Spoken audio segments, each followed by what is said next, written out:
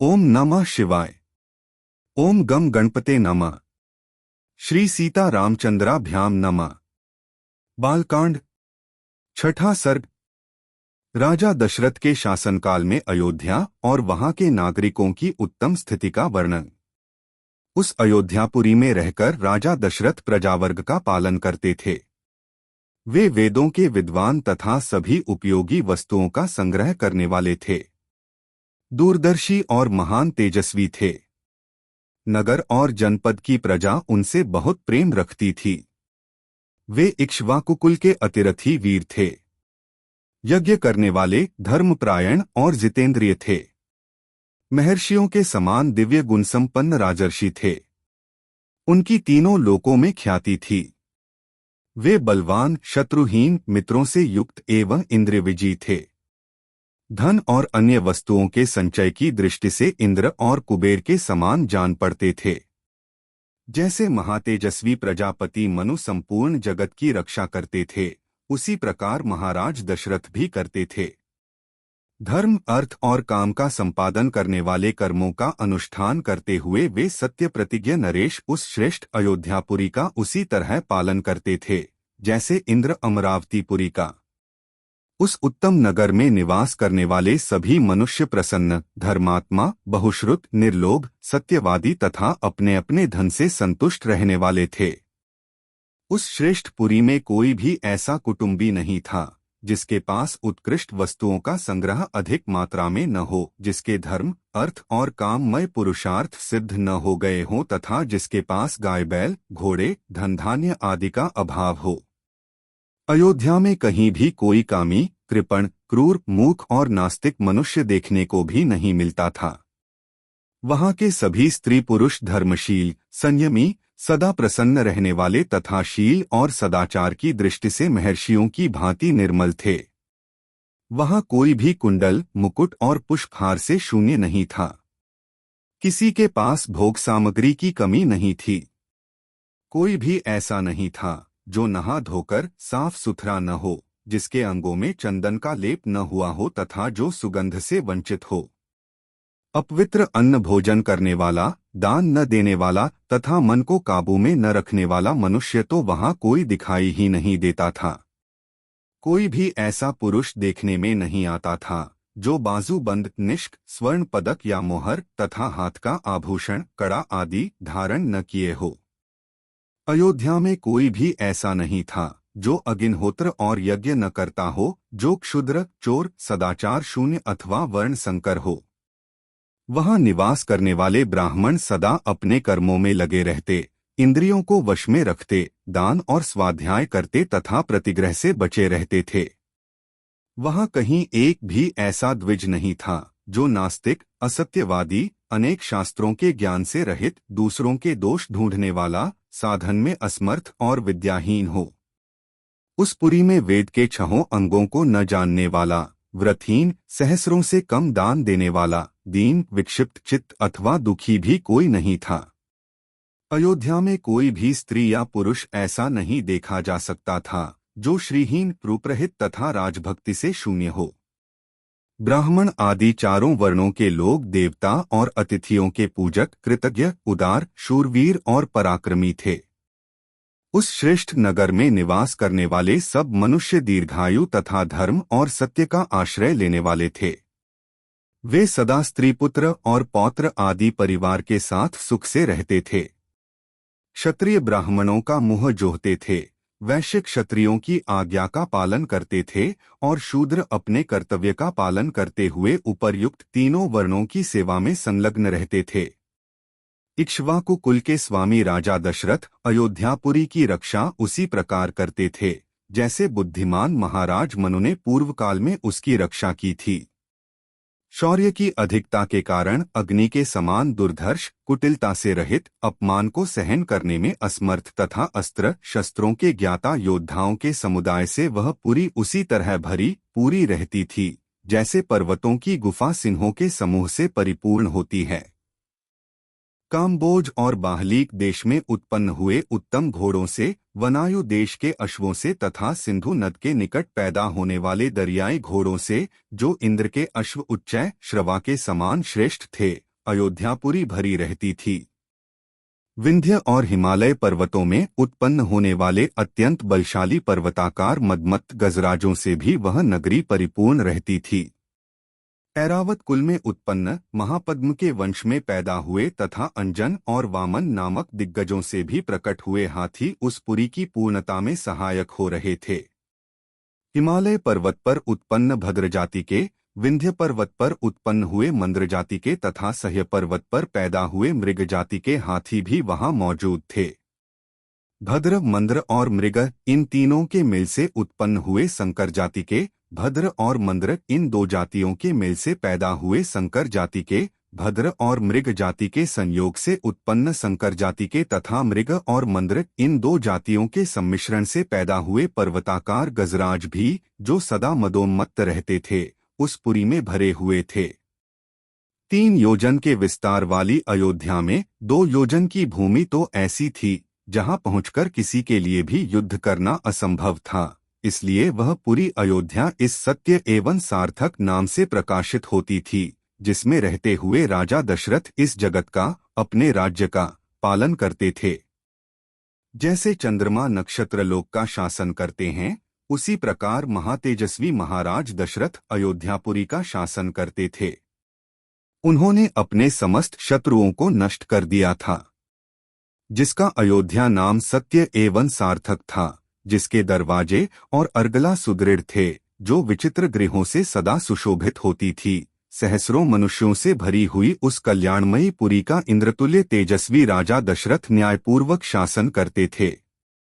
इस प्रकार श्री वाल्मीकि निर्मित आर्ष रामायण आदि काव्य के बालकांड में 6वां सर्ग पूरा हुआ। जय श्री राम। 7वां सर्ग राजमंत्रियों के गुण और नीति का वर्णन। इक्ष्वाकु वंशी वीर महामना महाराज दशरथ के मंत्रिजनोचित गुणों से संपन्न 8 मंत्री थे, जो मंत्र के तत्व को जानने वाले और बाहरी चेष्टा देखकर ही मन के भाव को समझ लेने वाले थे। वे सदा ही राजा के प्रिय एवं हित में लगे रहते थे, इसीलिए उनका यश बहुत फैला हुआ था। वे सभी शुद्ध आचार विचार से युक्त थे और राजकीय कार्यों में निरंतर संलग्न रहते थे। उनके नाम इस प्रकार हैं: धृष्टि, जयंत, विजय, सुराष्ट्र, राष्ट्रवर्धन, अकोप, धर्मपाल और 8वें सुमंत्र, जो अर्थशास्त्र के ज्ञाता थे। ऋषियों में श्रेष्ठतम वशिष्ठ और वामदेव, ये 2 महर्षि राजा के माननीय ऋत्विज पुरोहित थे। इनके सिवा सुयज्ञ, जाबाली, काश्यप, गौतम, दीर्घायु मार्कंडेय और विप्रवर कात्यायन भी महाराज के मंत्री थे।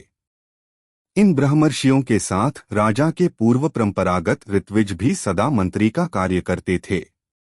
वे सबके सब विद्वान होने के कारण विनयशील, सलज्ज, कार्यकुशल, जितेंद्रिय, श्री संपन्न, महात्मा, शस्त्र विद्या के ज्ञाता, सुदृढ़ पराक्रमी, यशस्वी, समस्त राजकार्यों में सावधान, राजा की आज्ञा के अनुसार कार्य करने वाले, तेजस्वी, क्षमाशील, कीर्तिमान तथा मुस्कुराकर बात करने वाले थे। वे कभी काम, क्रोध या स्वार्थ के वशीभूत होकर झूठ नहीं बोलते थे। अपने या शत्रु पक्ष के राजाओं की कोई भी बात उनसे छिपी नहीं रहती थी। दूसरे राजा क्या करते हैं, क्या कर चुके हैं और क्या करना चाहते हैं, ये सभी बातें गुप्तचरों द्वारा उन्हें मालूम रहती थीं। वे सभी व्यवहार कुशल थे। उनके सौहार्द की अनेक अवसरों पर परीक्षा ली जा चुकी थी। वे मौका पड़ने पर अपने पुत्र को भी उचित दंड देने में भी नहीं हिचकते थे। कोष के संचय तथा चतुरंगिणी सेना के संग्रह में सदा लगे रहते थे। शत्रु ने भी यदि अपराध न किया हो तो वे उसकी हिंसा नहीं करते थे। उन सब में सदा शौर्य एवं उत्साह भरा रहता था। वे राजनीति के अनुसार कार्य करते तथा अपने राज्य के भीतर रहने वाले सत्पुरुषों की सदा रक्षा करते थे। ब्राह्मणों और क्षत्रियों को कष्ट न पहुंचाकर न्यायोचित धन से राजा का खजाना भरते थे। वे अपराधी पुरुष के बलाबल को देखकर उसके प्रति तीक्ष्ण अथवा मृदु दंड का प्रयोग करते थे। उन सबके भाव शुद्ध और विचार एक थे। उनकी जानकारी में अयोध्यापुरी अथवा कोसल राज्य के भीतर कहीं एक भी मनुष्य ऐसा नहीं था जो मिथ्यावादी, दुष्ट और परस्त्री लंपट हो। संपूर्ण राष्ट्र और नगर में पूर्ण शांति छाई रहती थी। उन मंत्रियों के वस्त्र और वेश स्वच्छ एवं सुंदर होते थे।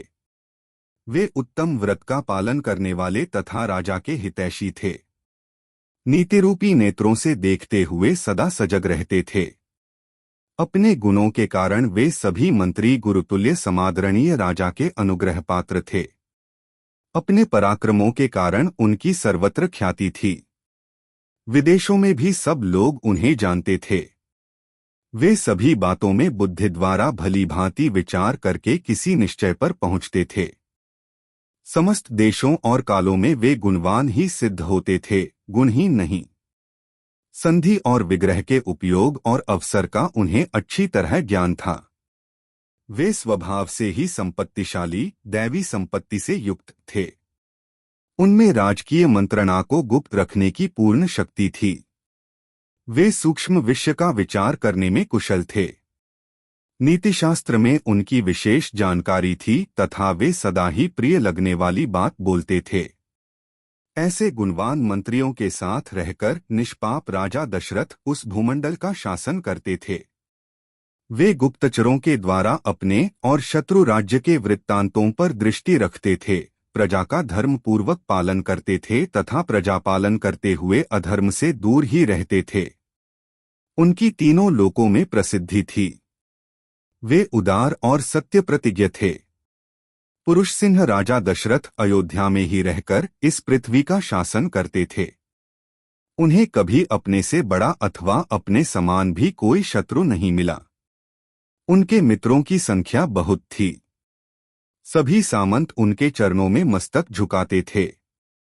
उनके प्रताप से राज्य के सारे कंटक, शत्रु एवं चोर आदि नष्ट हो गए थे। जैसे देवराज इंद्र स्वर्ग में रहकर तीनों लोकों का पालन करते हैं, उसी प्रकार राजा दशरथ अयोध्या में रहकर संपूर्ण जगत का शासन करते थे। उनके मंत्री मंत्रणा को गुप्त रखने तथा राज्य के हित साधन में संलग्न रहते थे। वे राजा के प्रति अनुरक्त, कार्यकुशल और शक्तिशाली थे। जैसे सूर्य अपनी तेजोमयी किरणों के साथ उदित होकर प्रकाशित होते हैं, उसी प्रकार राजा दशरथ उन तेजस्वी मंत्रियों से घिरे रहकर बड़ी शोभा पाते थे। इस प्रकार श्री वाल्मीकि निर्मित आर्ष रामायण आदि काव्य के बालकांड में 7वां सर्ग पूरा हुआ। जय श्री राम। 8वां सर्ग। राजा का पुत्र के लिए अश्वमेध यज्ञ करने का प्रस्ताव और मंत्रियों तथा ब्राह्मणों द्वारा उनका अनुमोदन। संपूर्ण धर्मों को जानने वाले महात्मा राजा दशरथ ऐसे प्रभावशाली होते हुए भी पुत्र के लिए सदा चिंतित रहते थे। उनके वंश को चलाने वाला कोई पुत्र नहीं था। उसके लिए चिंता करते करते एक दिन उन महामनस्वी नरेश के मन में यह विचार हुआ कि मैं पुत्र प्राप्ति के लिए अश्वमेध यज्ञ का अनुष्ठान क्यों न करूं।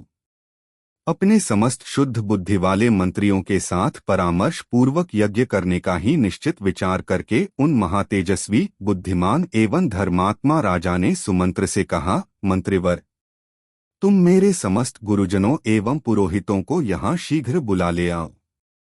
तब शीघ्रतापूर्वक पराक्रम प्रकट करने वाले सुमंत्र तुरंत जाकर उन समस्त वेद विद्या के पारंगत मुनियों को वहां बुला लाए।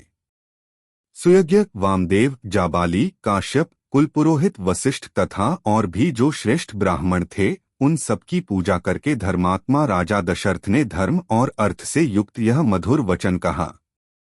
महर्षियों, मैं सदा पुत्र के लिए विलाप करता रहता हूँ। उसके बिना इस राज्य आदि से मुझे सुख नहीं मिलता। अतः मैंने यह निश्चय किया है कि मैं पुत्र प्राप्ति के लिए अश्वमेध द्वारा भगवान का यजन करूं।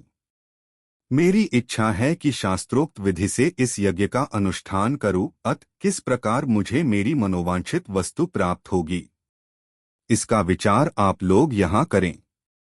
राजा के ऐसा कहने पर वशिष्ठ आदि सब ब्राह्मणों ने बहुत अच्छा कहकर उनके मुख से कहे गए पूर्वोक्त वचन की प्रशंसा की। फिर वे सभी अत्यंत प्रसन्न होकर राजा दशरथ से बोले, महाराज, यज्ञ सामग्री का संग्रह किया जाए। भूमंडल में भ्रमण के लिए यज्ञ संबंधी अश्व छोड़ा जाए तथा सरयू के उत्तर तट पर यज्ञ भूमि का निर्माण किया जाए।